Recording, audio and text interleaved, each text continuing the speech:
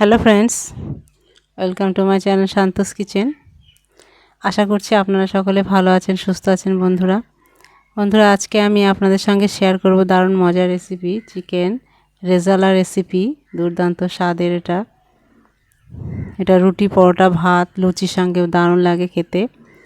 তো বন্ধুরা, এই রেসিপিটি যদি ভালো লাগে তো লাইক করবেন, অবশ্যই আমাকে সাপোর্ট করবেন, আমার পাশে থাকবেন। আর বন্ধুরা, এবার চলে যাব রেসিপিটি করার জন্য আমি আমার রান্নাঘরে। চলেন তাহলে বন্ধুরা সকলে আমার সঙ্গে আমার রান্নাঘরে। কড়াই উনানে দিয়ে দিয়েছি, ভালো মতো গরম হয়ে গেছে কড়াইটা।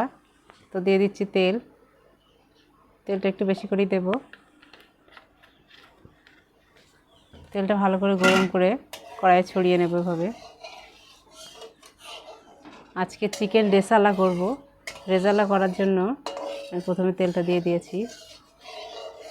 তেলটা আর একটু ভালো করে গরম করে নেব, কড়া কড়া করে।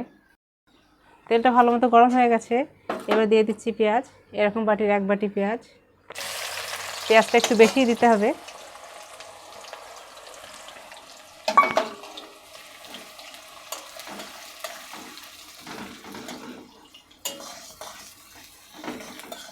ভালো করে একটু ব্রাউন কালার করে ভেজে নেব হালকা করে। এবার দিয়ে দেব 2 চামচ মতো রসুন বাটা।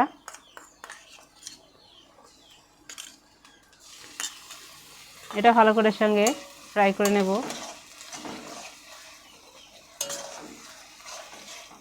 দিয়ে দিচ্ছি তেজপাতা। এগুলো প্রথমেই দেওয়ার দরকার ছিল, আমার অতটা খেয়াল ছিল না, এবারে দিচ্ছি। এখন দিলে অসুবিধা নেই।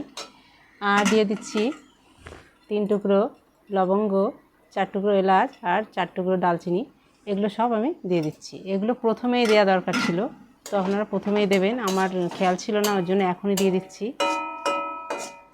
আর যারা গুঁড়ো দিতে চান তারা পরে দিতে পারেন, অসুবিধা নেই। আমি আস্তটা দিয়েছি, ওই জন্য এখনই দিয়ে নিয়েছি। ভালো করে কষিয়ে নিয়েছি। আর যেগুলো দিয়েছি পরে মশলাগুলো, সেগুলো কষানো হয়ে গেছে। একটা দারুণ সুন্দর ফ্লেভার বার হয়েছে। আর এই পজিশনে দিয়ে দিচ্ছি 2 চামচ আদা বাটা। এটা ভালো করে এর সঙ্গে কষিয়ে নেব। আর আদাটা দিয়ে অবশ্যই গ্যাসের ফ্লেমটা লো করতে হবে, কারণ আদাটা ছিটকিয়ে আসে গায়ে। তো আর এভাবে নাড়তে চাড়তে হবে, তাহলে ছিটকানো ভয় নেই। দিচ্ছি 1/2 চামচ হলুদের গুঁড়ো। এখানে হলুদের গুঁড়ো না দিতে চাইলে নাও দিতে পারেন, স্কিপ করে নিতে পারেন। আমি একটু দিয়েছি হালকা করে।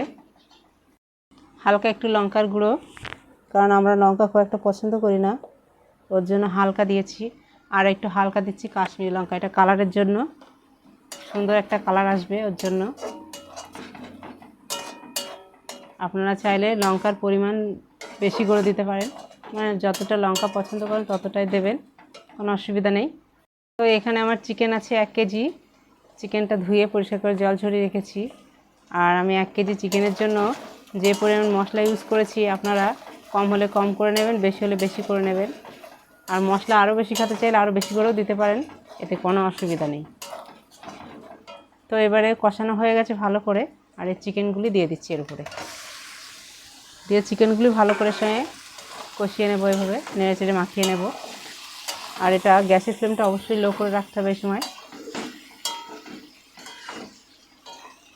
হালকা কষানোর পর দিয়ে দিচ্ছি স্বাদ মতো লবণ। লবণটা দিয়ে আবার নেড়ে চেড়ে নেব।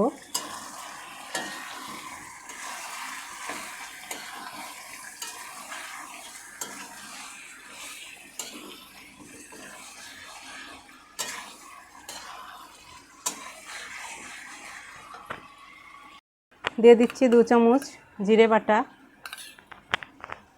আর 1 চামচ ধনে বাটা একসঙ্গে দিয়ে দিয়েছি। ভালো করে আবার এটাও নাড়িয়ে চাড়িয়ে মিশিয়ে নেব।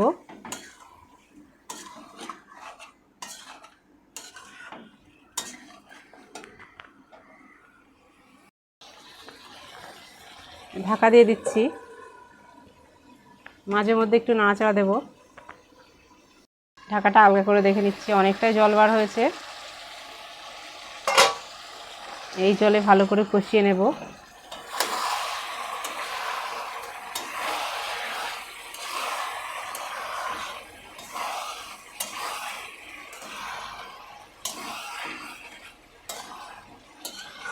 আমি কোনো জল ইউজ করিনি এখনও, মাংসের থেকে জলটা বার হয়েছে।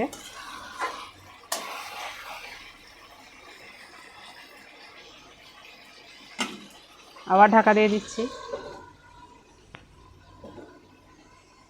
ঢাকাটা আলগা করে নিচ্ছি, আর ঢাকা দেব না। এবার আমি নাড়িয়ে চাড়িয়ে এটা, জলটা একটু হালকা হয়ে গেলে আবার জল দিয়ে দেব।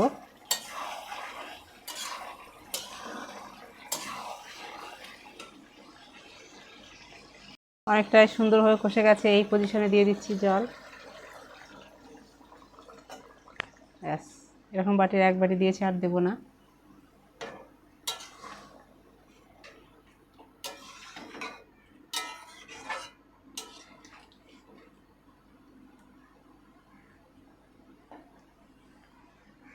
মতো কাজু বাদাম আমি বেটে রেখেছি, সেটা দিয়ে দিচ্ছি। এটা দিলে স্বাদটা আরও বেড়ে যাবে, দুর্দান্ত স্বাদের লাগবে।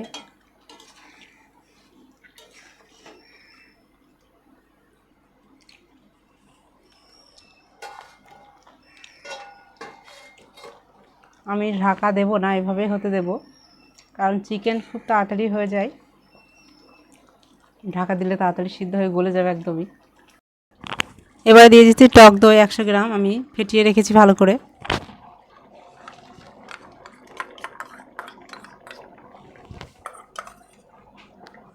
একটু নাড়ি চাড়িয়ে দেবো, এটা একটু নাড়িয়ে চাড়িয়ে ভাবে দেবো।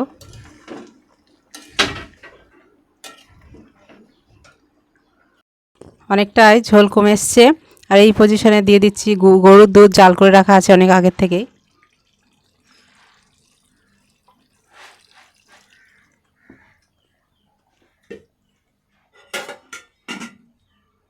এক কিলো মাংসের জন্য 500 মতো দুধ দিয়েছি।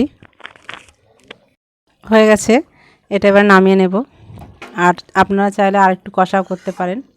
আমি একটু হালকা ঝোল ঝোল রেখেছি, এই যে এরকম রেখেছি।